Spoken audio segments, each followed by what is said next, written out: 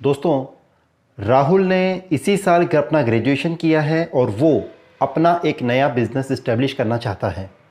राहुल का कहना ये है कि वो मोबाइल हैंडसेट बेचने का व्यापार शुरू करना चाहता है और राहुल ये भी सोच रहा है कि वो उस मोबाइल हैंडसेट की अपनी दुकान में मोबाइल हैंडसेट की रिपेयरिंग भी करेगा।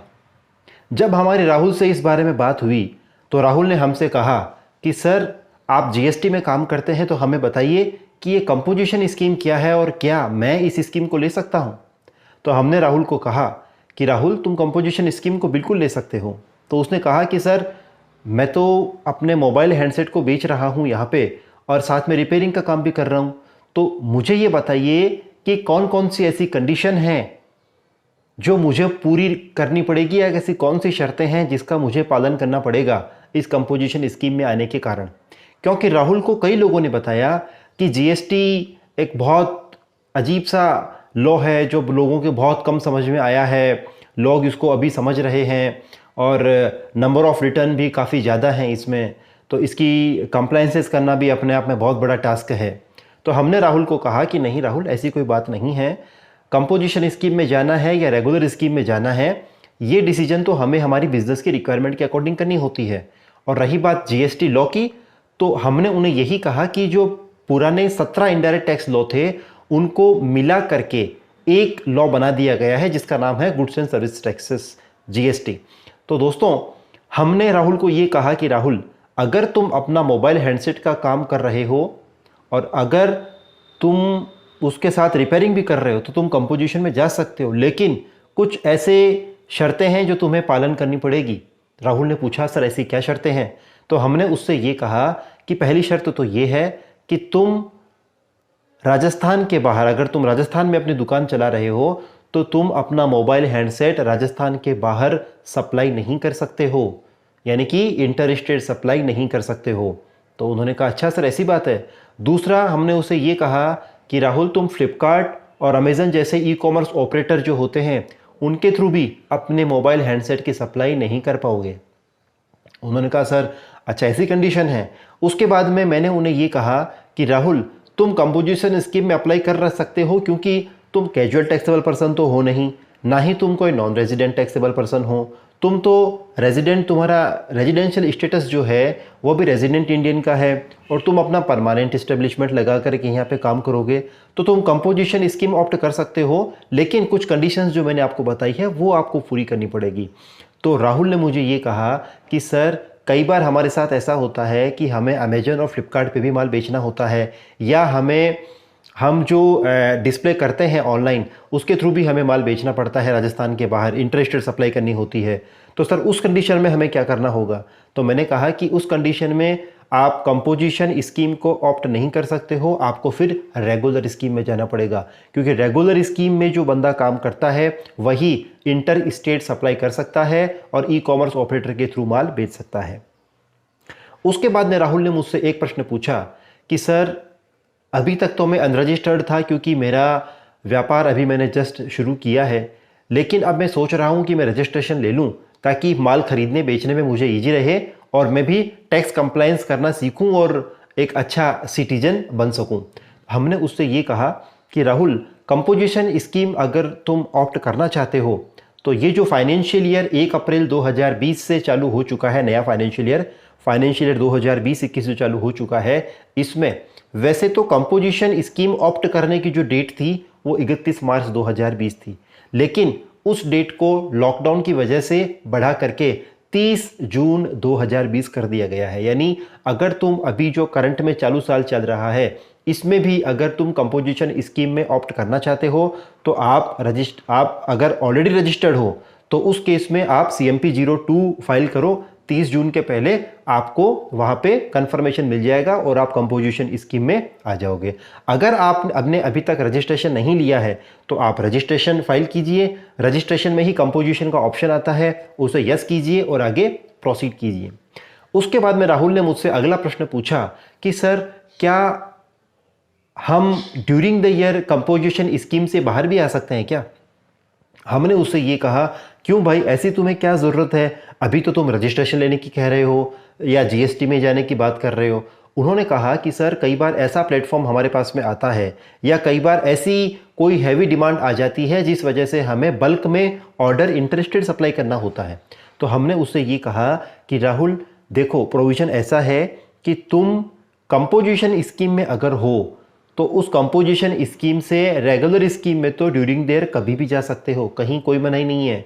और उल्टा अगर तुम कंपोजिशन स्कीम से रेगुलर में जाओगे तो कंपोजिशन के टाइम पे जो लास्ट क्लोजिंग स्टॉक था तुम्हारा, उसके ऊपर जो तुमने इनपुट चुकाया है, जो आईटीसी चुकाया है, उस इनपुट का भी आपको क्रेडिट डिपार्टमेंट के द्वारा दिया जाएगा। राहुल ने कहा कि सर तो इसका मतलब ये हुआ कि अगर मैं रेगुलर में हूं तो भी क्या मैं कंपोजिशन में आ सकता हूं ड्यूरिंग देयर? हमने कहा नहीं, ऐसा नहीं है। अगर आप रेगुलर में हैं और आप कंपोजिशन में आना चाहते हैं तो उस कंडीशन में आपको फाइनेंशियल ईयर स्टार्ट होने के पहले यानी कि 31 मार्च तक अप्लाई कर देना होता है। ये तो लॉकडाउन की वजह से अभी पीरियड को एक्सटेंड किया गया है 30 जून तक, अदरवाइज आपको 31 मार्च तक ही अप्लाई कर देना होता है। तो राहुल ने कहा कि ठीक है सर, अब मेरे समझ में आ गया है कि अगर मैंने रजिस्ट्रेशन ले रखा है तो मैं अगर कंपोजिशन में आना चाहता हूँ, रेगुलर से कंपोजिशन में आना चाहता हूँ चालू साल के लिए, तो मेरे को 30 जून तक CMP 02 फाइल करना है। और अगर मैं ऑलरेडी रेगुलर में ही रहना चाहता हूँ तो मुझे कहीं कोई तकलीफ नहीं है। फिर राहुल ने हमसे पूछा कि सर हमने एक बात बताइए, कंपोजिशन स्कीम में सर टैक्स कितना लगेगा? हमने उस राहुल से कहा कि राहुल कंपोजिशन में टैक्स नहीं है, कंपोजिशन की फ़ीस लगती है। उसने पूछा सर फ़ीस कितनी है? हमने कहा देखो राहुल, तुम तो मोबाइल का सेल करते हो, मोबाइल हैंडसेट की सेल करते हो, तो तुम्हारे मोबाइल हैंडसेट चाहे 18% की रेट के होंगे, लेकिन तुम्हें 1% फ़ीस चार्ज करनी है। सपोज मान लो तुमने 10,000 का कोई मोबाइल हैंडसेट का सेल किया, तो तुम्हें क्या करना है, 1% फ़ीस लेवी करनी है। 10,000 का 1% कितना हुआ? 100 रुपया। तो 100 रुपया जो है वो गवर्नमेंट का हो गया, उसमें भी 50 रुपये आपका सेंट्रल GST हो गया और 50 रुपीज़ की आपकी स्टेट GST हो गई, और बाकी जो फिगर है वो आपका है। तो यानी कि आप जो भी सेल करोगे उसका 1% जो होगा वो गवर्नमेंट का फीस होगा। फिर उसने कहा राहुल ने कि सर जो मैं मोबाइल ख़रीदता हूँ उसके ऊपर जो टैक्स लग के आता है उसका क्या होगा? हमने उससे कहा कि उसका तुम्हें इनपुट नहीं मिलेगा क्योंकि तुम तो कंपोजिशन में हो और तुम तो टैक्स भी नहीं चार्ज कर सकते हो कंपोजिशन में होने की वजह से, क्योंकि कंपोजिशन का जो डीलर होता है वो टैक्स इनवॉइस तो इशू कर नहीं सकता, वो तो बिल ऑफ सप्लाई इशू करता है। तो और बिल ऑफ सप्लाई में टैक्स चार्ज करने का होता नहीं है प्रोविज़न। तो राहुल ने कहा कि सर इसका मतलब तो ये हुआ कि मेरी जो इनपुट है वो मेरी कॉस्ट बन जाएगी। हमने कहा एग्जैक्टली, कंपोजिशन स्कीम में सबसे बड़ा जो ड्रॉबैक समझ लो या सबसे बड़ा प्रोविज़न, सबसे बड़ी जो कंडीशन है वो यही है कि डीलर को इनपुट नहीं मिलता है। आपने जो सर्विसेज या आपने जो गुड्स रिसीव किए हैं, अपनी इनपुट रिसीव की है, उसके ऊपर आपको कोई तरह का इनपुट डिपार्टमेंट के द्वारा नहीं दिया जाता है और ना ही आप कस्टमर से चार्ज कर सकते हो। फिर उसके बाद में राहुल ने कहा कि सर ऐसी कोई मैन्युफैक्चरिंग कंडीशन भी है क्या, कि कुछ मैन्युफैक्चरर भी ऑप्ट कर सकते हैं क्या इसको, कंपोजिशन स्कीम को? हमने कहा हाँ, मैन्युफैक्चरर भी ऑप्ट कर सकते हैं और उनके लिए भी सेम 1% का ही चार्ज रहता है, 1% का ही फीस रखा है। लेकिन अगर आप आइसक्रीम बना रहे हैं या आप कोई टोबैको या टोबैको प्रोडक्ट का मैन्युफैक्चरिंग कर रहे हो तो इसमें आप एलिजिबल नहीं हो, अदरवाइज मैन्युफैक्चरर भी जो है इसमें अलाउड है। इवन रेस्टोरेंट सर्विसेज जो है वो भी अलाउड है, लेकिन उसमें 5% की फीस लगेगी, 2.5% का CGST और 2.5% का SGST का फीस लगता है।